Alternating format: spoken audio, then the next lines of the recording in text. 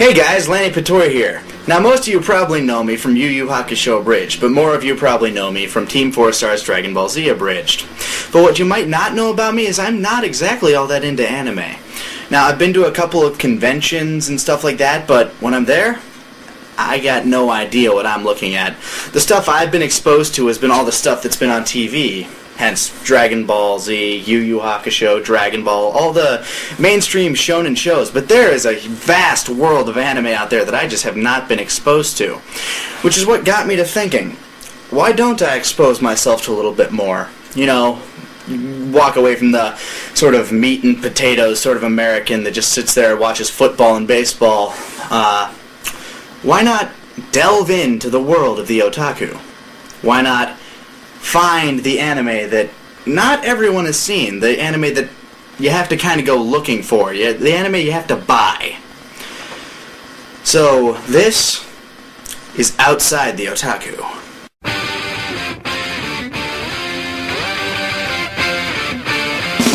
Japanese, I think I'm turning Japanese, I really think so. Turning Japanese, I think I'm turning Japanese, I really think so. Now I thought, what better way to start off this series than with a review of the first anime I actually had to go out and buy to see. And that would be Miura's Berserk. Kentaro Miura's Berserk is about a struggling mercenary band that tries to find their way in a time of war. It is a story of self-reflection and one man's journey to Gore! Gore! Blood, tits, gore! Giant ass sword! You see that demon? No more, you don't fucking dead! Ah! Blood! Gore! Ah! But in order to get into this, I probably should get back in the frame of mind I was when I first saw this, all those 7 years ago. Now let's see. What was on my mind as a 13-year-old boy?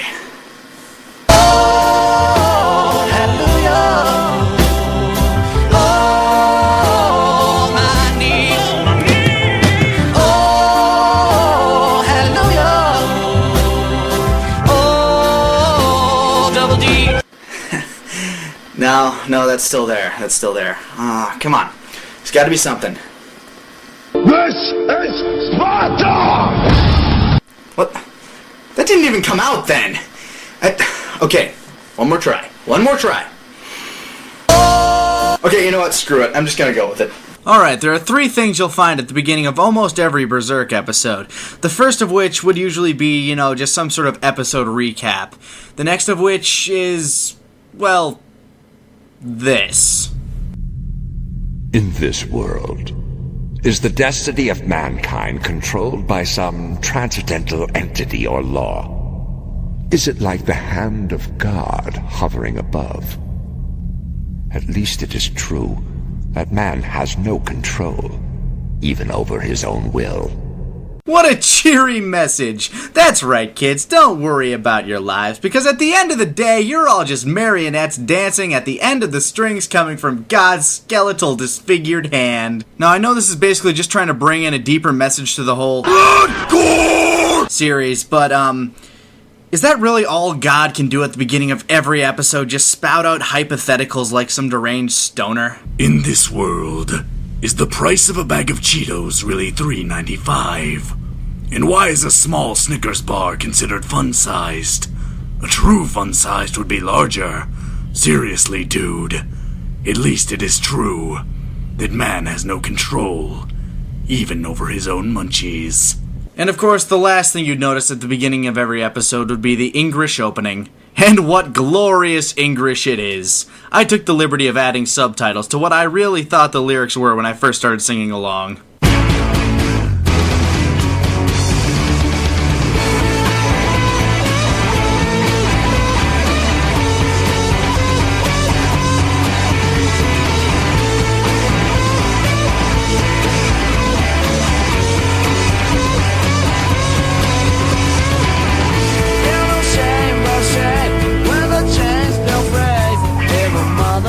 Show you another way. So put your glasses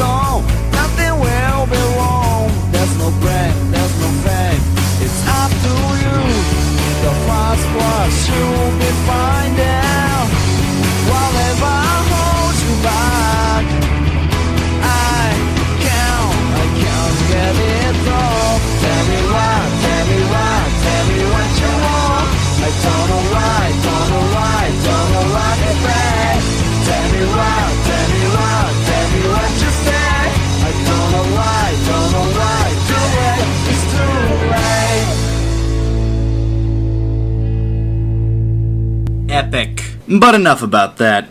The plot of Berserk takes place mainly in a flashback past the first episode. The story follows a penis extension, buster sword-wielding man named Guts, as he joins a mercenary group called the Band of the Hawk and forms a rivalry and friendship with its leader, Griffith. Of course, based on the first episode, we are led to believe this does not end well. Now what can be said about Guts, other than the fact that he is a complete and utter badass? My name is Guts, and I was born under most peculiar circumstances. My mother was a corpse! You heard right. Guts' badassity began even before he was born, surviving as a baby inside a corpse until a woman traveling with a band of mercenaries stops by and picks him up.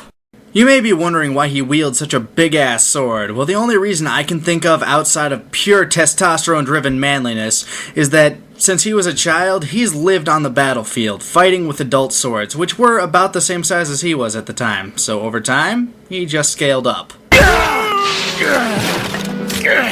And with that sword, Guts cuts down those who are wicked, and protects all the innocent women and children.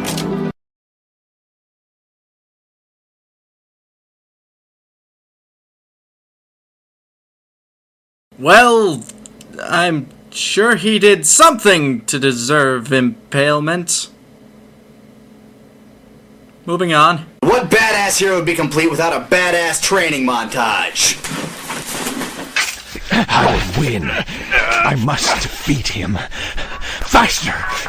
Stronger!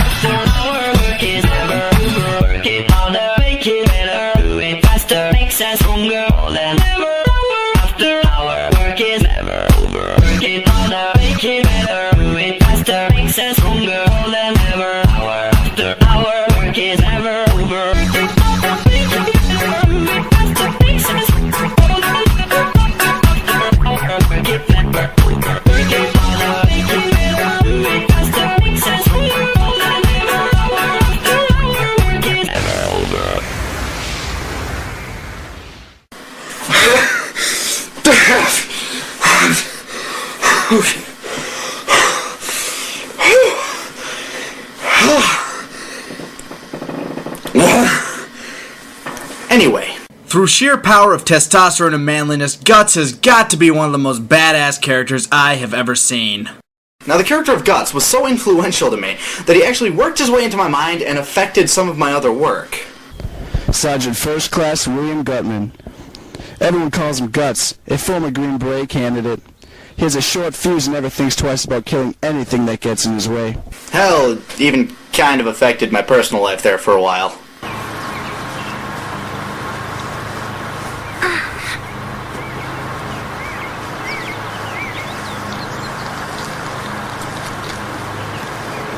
Go tell your master that the Black Swordsman has come. Nick, I'm trying to read. Can you please leave me alone? I will leave you alone, but only so you One, can tell your master... 2... Counting will only delay the inevitable... Fine!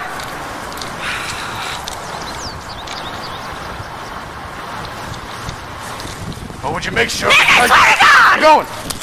I mean, my god, to face this guy on a battlefield would be insane. You do not mess with Guts.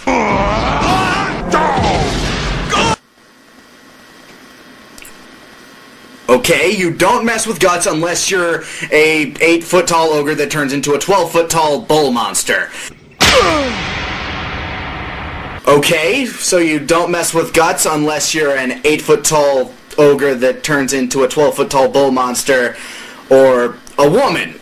But you know, that could just be said about anybody who doesn't want to hit a woman. So you just don't mess with Guts. Okay, you don't mess with Guts unless you're an 8-foot-tall ogre that turns into a 12-foot-tall bull monster, a woman, or a really effeminate guy.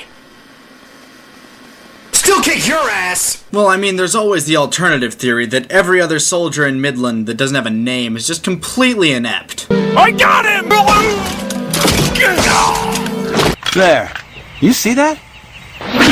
Hey! What the...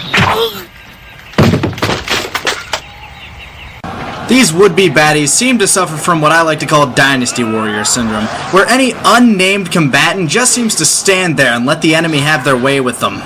Hence, Guts and Griffith could probably outright destroy about 1,000 foot soldiers each, but when they come up to one big-name baddie, they get screwed.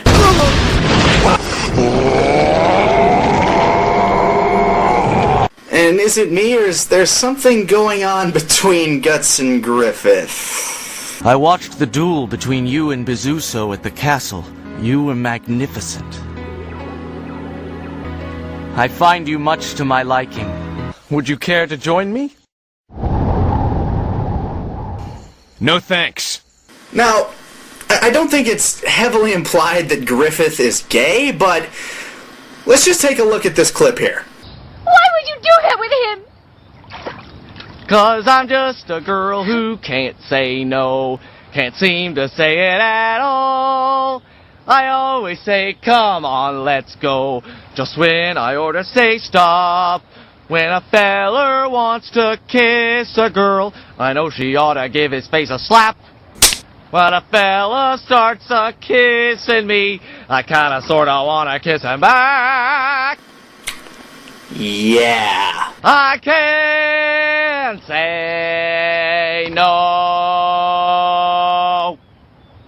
Now, of course, that clip wasn't lifted directly from the show, mind you. That was actually from the blooper reel. Now, I own a few anime DVDs, and very few of them come with any special features outside of textless openings and endings, whereas Berserk, at least the DVDs that I have, not only have outtakes that are genuinely funny, but production sketches and an art gallery. And that, along with it being a kick-ass show, makes me give it a high buying recommendation, especially now that it's been remastered and is cheaper than ever. Alright, who's gonna jerk me off?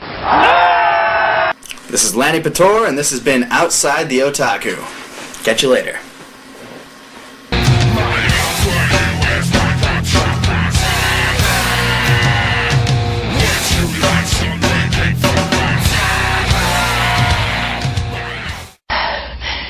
Women. You're entirely too weak. I mean, just look at you. You have no endurance. You anger too easily. And you're always menstruating. Stop it! Go tell your master that the Black Swordsman has come. Thank you.